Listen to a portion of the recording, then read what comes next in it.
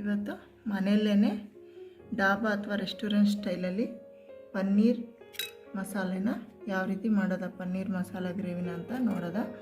ಇದು ನಾನು ಚಪಾತಿ ರೋಟಿಗೆ ತುಂಬಾ ಟೇಸ್ಟಿಯಾಗಿರುತ್ತೆ, ತುಂಬಾ ಚೆನ್ನಾಗಿರುತ್ತೆ. ನೋಡಿ, ನೋಡೋಕ್ಕೂ ಕೂಡ ಅಷ್ಟೇ ಸೂಪರಾಗಿರುತ್ತೆ. ಆರಾಮಾಗಿ ಮನೆಯಲ್ಲಿ ಸಿಂಪಲಾಗಿ ಮಾಡ್ಕೋಬೋದು. ಯಾವ ರೀತಿ ಮಾಡೋದ, ಏನೇನು ಸಾಮಗ್ರಿಗಳು ಬೇಕು ಅಂತ ಇವತ್ತು ನಾವು ತಿಳ್ಕೊಳ್ಳೋದ ಬನ್ನಿ. ಈಗ ನಾವು ಡಾಬಾ ಸ್ಟೈಲಲ್ಲಿ ಪನ್ನೀರ್ ಮಸಾಲ ಗ್ರೇವಿ ಯಾವ ರೀತಿ ಮನೆಯಲ್ಲೇ ಮಾಡ್ಕೊಳ್ಳೋದ ಅಂತ ನೋಡೋದ ಬನ್ನಿ. ಏನೇನು ಸಾಮಗ್ರಿಗಳು ಬೇಕು, ಯಾವ ರೀತಿ ಮಾಡ್ಕೊಳ್ಳೋದ ಅಂತ ನೋಡಿ. ಈಗ ಪನ್ನೀರನ್ನ ನಾನು ತಗೊಂಡು ಈ ರೀತಿ ಚಿಕ್ಕ ಚಿಕ್ಕ ಕ್ಯೂಬ್ಸ್ ಆಗಿ ಕಟ್ ಮಾಡ್ಕೊಂಡಿದ್ದೀನಿ. ನಿಮ್ಗೆ ಯಾವ ಗಾತ್ರದಲ್ಲಿ ಬೇಕು, ಯಾವ ಸೈಜಲ್ಲಿ ಬೇಕು ಆ ಸೈಜಲ್ಲಿ ಪನ್ನೀರನ್ನ ಕಟ್ ಮಾಡ್ಕೊಳ್ಳಿ. ಪನ್ನೀರ್ ಮಸಾಲ ಗ್ರೇವಿಗೆ ಮೇನ್ ಗ್ರೇವಿ ಡಾಬಾದಲ್ಲಿ ಯಾವ ರೀತಿ ಮಾಡ್ತಾರೆ ಅಂತ ನಿಮಗೆ ಪ್ರೀವಿಯಸ್ ವಿಡಿಯೋದಲ್ಲಿ ತೋರಿಸಿದ್ದೆ. ಆ ಗ್ರೇವಿಗೆ ಇದನ್ನೆಲ್ಲ ಹುರಿದು ರೆಡಿ ಮಾಡ್ಕೊಂಡಿದ್ದೀನಿ. ಈರುಳ್ಳಿ, ಟೊಮೊಟೊ, ಕ್ಯಾಪ್ಸಿಕಮ್ಮು ಮತ್ತು ಗರಂ ಮಸಾಲೆಗೆ ಮಸಾಲೆ ಐಟಮು, ಧನಿಯಾ, ಜೀರಿಗೆ ಮತ್ತು ಗೋಡಂಬಿ, ಒಣಮೆಣಸಿನ್ಕಾಯಿ ಎಲ್ಲನ ಹಾಕ್ಬಿಟ್ಟು ಇದು ಎಣ್ಣೆಯಲ್ಲಿ ಫ್ರೈ ಮಾಡ್ಕೊಂಡಿದ್ದೀನಿ. ಈಗ ಇದು ಮಸಾಲೆ, ಇದೇ ಮೇನ್ ಮಸಾಲೆ ಡಾಬಾಗಳಲ್ಲಿ ಮಾಡೋದು. ಇದನ್ನು ಈಗ ನುಣ್ಣಗೆ ರುಬ್ಕೊಳ್ಳೋದ. ಈಗ ನೋಡಿ, ಇದು ಮಸಾಲೆನ ನುಣ್ಣಗೆ ರುಬ್ಕೋಬೇಕು. ಇದೇ ಡಾಬಾ ಮಾಡದಲ್ಲಿ ಮಾಡುವಂಥ ಎಲ್ಲ ಗ್ರೇವಿಗಳಿಗೆ ಮೇನ್ ಮಸಾಲ. ನಾನು ಪ್ರೀವಿಯಸ್ ವಿಡಿಯೋದಲ್ಲಿ ತೋರಿಸಿದ್ದೀನಿ, ನೀವು ಲಿಂಕ್ ಬೇಕಿದ್ರೆ ಚೆಕ್ ಮಾಡ್ಕೊಳ್ಳಿ. ಇದನ್ನು ಈಗ ನಾವೀಗ ನುಣ್ಣಗೆ ರುಬ್ಕೊಂಬರೋದ, ನೀರು ಹಾಕೋದೇನೆ ಇದನ್ನೀಗ ನುಣ್ಣಗೆ ರುಬ್ಕೊಳ್ಳೋದ. ಈಗ ನೋಡಿ, ಮಸಾಲೆನ ಈ ರೀತಿ ನುಣ್ಣಗೆ ರುಬ್ಕೋಬೇಕಾಗುತ್ತೆ. ಎಷ್ಟು ನುಣ್ಣಗೆ ರುಬ್ಕೋತೀರ ಅಷ್ಟು ಚೆನ್ನಾಗಿರುತ್ತೆ. ಈಗ ಇದು ಮಸಾಲೆ ರೆಡಿ ಇದೆ. ನೆಕ್ಸ್ಟ್ ಏನು ಮಾಡೋದ ಅಂತ ನೋಡೋದ ಬನ್ನಿ.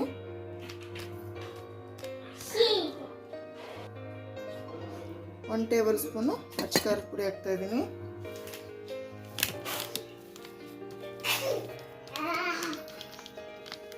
ಮತ್ತು ಇಲ್ಲಿ ಇನ್ನೊಂದು 2 ಟೇಬಲ್ ಸ್ಪೂನ್ ಅಷ್ಟು ಧನಿಯಾ ಪುಡಿ ಹಾಕ್ತಾಯಿದ್ದೀನಿ.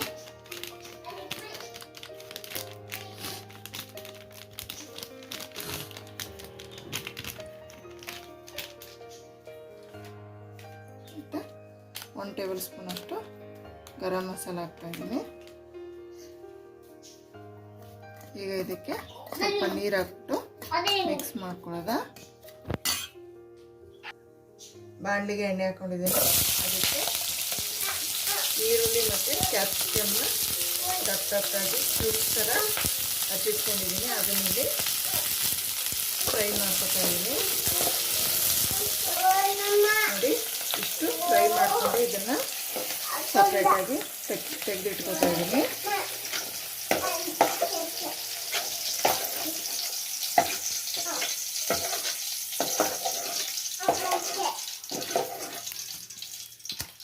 ಇದನ್ನು ಫ್ರೈ ಮಾಡಿ ಇಷ್ಟು ತೆಗೆದಿಟ್ಕೊತಾ ಇದ್ದೀನಿ. ಅದೇ ಬಾಣಲಿಗೆ ಎಣ್ಣೆ ಹಾಕಿದ್ದೀನಿ. ಇದಕ್ಕೆ ಎಣ್ಣೆ ಜಾಸ್ತಿ ಬೇಕು. ಇನ್ನೊಂದು 2 ಸ್ಪೂನು ತುಪ್ಪ ಸೇರಿಸ್ತಿದ್ದೀನಿ.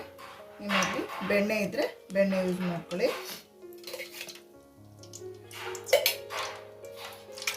ನೋಡಿ, ಇದು ಒಂಚೂರಿದು ಎಣ್ಣೆ ಕಾದಿದೆ. ಈಗ ನಾವು ಡ್ರೈ ಮಸಾಲ ಮಿಕ್ಸ್ ಮಾಡಿಟ್ಕೊಂಡಿದ್ವಲ್ಲ, ಅದನ್ನು ಇದಕ್ಕೆ ಸೇರಿಸ್ತಾ ಇದ್ದೀನಿ.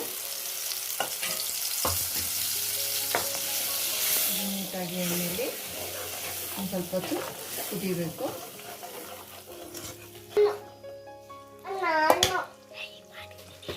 ಈಗ ಬೆಂದಿದೆ. ಒಂದು ಅರ್ಧ ಟೇಬಲ್ ಸ್ಪೂನ್ ಅಷ್ಟು ಶುಂಠಿ ಬೆಳ್ಳುಳ್ಳಿ ಪೇಸ್ಟ್ ಹಾಕೋತಾ ಇದ್ದೀನಿ.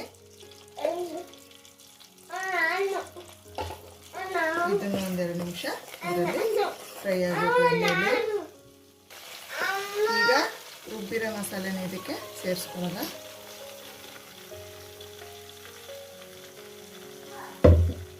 ಮಸಾಲೆ ಸೇರಿಸ್ಕೊಂಡು ಚೆನ್ನಾಗಿ ಇದನ್ನು ಎಣ್ಣೆಯಲ್ಲಿ ಕುದಿಸೋದ.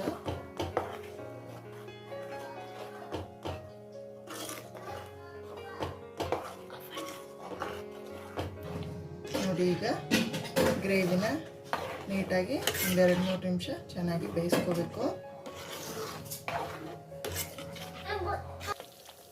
ನೋಡಿ, ನೋಡಿ, ಈಗ ರುಚಿಗೆ ತಕ್ಕಷ್ಟು ಉಪ್ಪು ಸೇರಿಸ್ಕೊತಾ ಇದ್ದೀನಿ.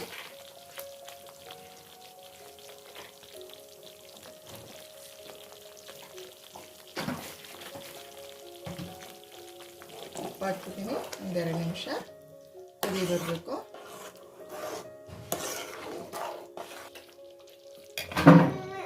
ಈಗ ಫ್ರೈ ಮಾಡಿ ಇಟ್ಕೊಂಡಿದ್ವಲ್ಲ ದಪ್ಪ ಮೆಣಸಿನ್ಕಾಯಿ ಮತ್ತು ಈರುಳ್ಳಿ, ಅದನ್ನು ಇದಕ್ಕೆ ಸೇರಿಸ್ತಾ ಇದ್ದೀನಿ. ನೋಡಿ, ಇದನ್ನು ಒಂದೆರಡು ನಿಮಿಷ ಈ ರೀತಿ ಫ್ರೈ ಮಾಡ್ಕೊಳ್ಬೇಕು.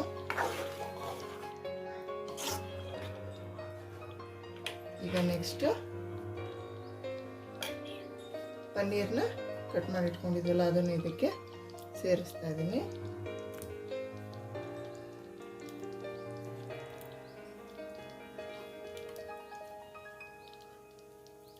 ಪನ್ನೀರ್ನೆಲ್ಲ ನೀಟಾಗಿ ಕಟ್ ಮಾಡಿ ಇಟ್ಕೊಂಡಿದ್ವಿ, ಅದನ್ನು ಸೇರಿಸ್ತಾ ಇದ್ದೀನಿ. ನಿಮ್ಗೆ ಯಾವ ಸೈಜಲ್ಲಿ ಬೇಕೋ ಆ ಸೈಜಲ್ಲಿ ಕಟ್ ಮಾಡ್ಕೊಳ್ಳಿ. ನೋಡಿ, ಈಗ ಒಂದೆರಡು ನಿಮಿಷ ನಿಧಾನಕ್ಕೆ ಕೈ ಆಡಿಸ್ಬೇಕು.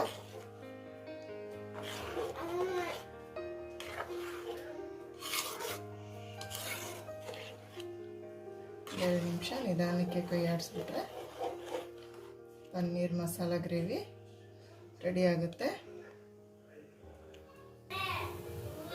ನೋಡಿ, ಇಷ್ಟು ಕುದಿ ಬಂದರೆ ಸಾಕು. ಈಗ ಡಾಬಾ ಸ್ಟೈಲ್ ಪನ್ನೀರ್ ಮಸಾಲ ಗ್ರೇವಿ ನಾನು ಚಪಾತಿ, ರೋಟಿ ಎಲ್ಲದ್ರ ಜೊತೆ ತಿನ್ನೋಕ್ಕೆ ಸೂಪರ್ ಕಾಂಬಿನೇಷನ್ ಈಗ ರೆಡಿಯಾಗಿದೆ.